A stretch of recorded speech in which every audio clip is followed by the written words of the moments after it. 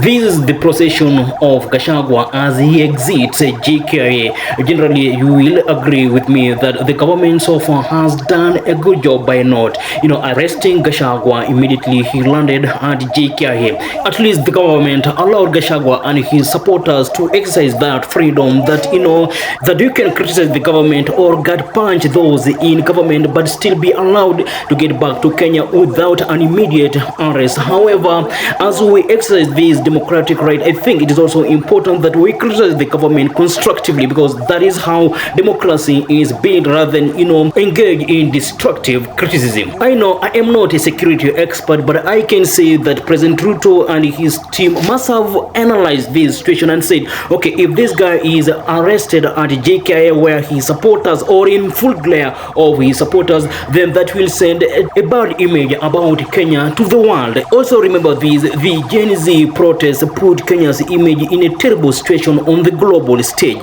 So right now Kenya is being watched by the international community. So having the opposition leader Gachagua immediately arrested when he lands in the country would have created a bad image. So I like how the government is handling the situation, and we hope that this will be handled maturely and democratically so that we don't get into push and pull, because generally that is not good for our country. However, the procession was not entirely peaceful, because looking at the updates from the Gachagua team, you'd see that goons try to disrupt the procession. Anyway, continue watching the procession.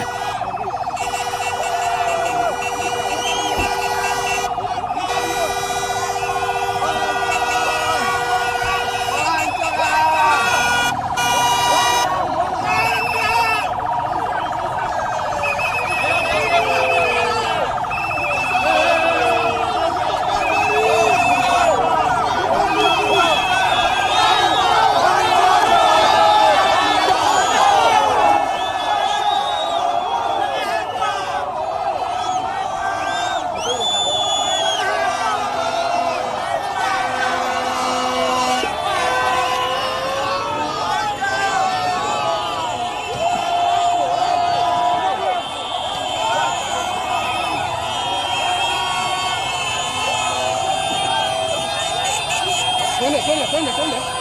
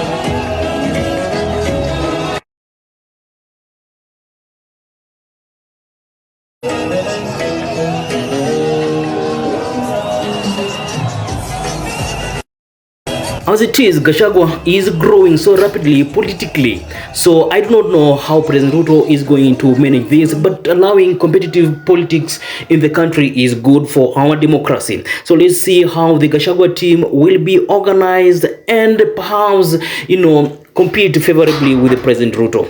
And will Gachagua be on the ballot, considering that he is impeached former deputy president? And how is President Ruto going to get votes from Mount Kenya, given that Gachagua appears to have consolidated the region's votes? So let's wait and see how things shall pan out. Keep it here on Owen Analysis. This is just another day with Owen Analysis.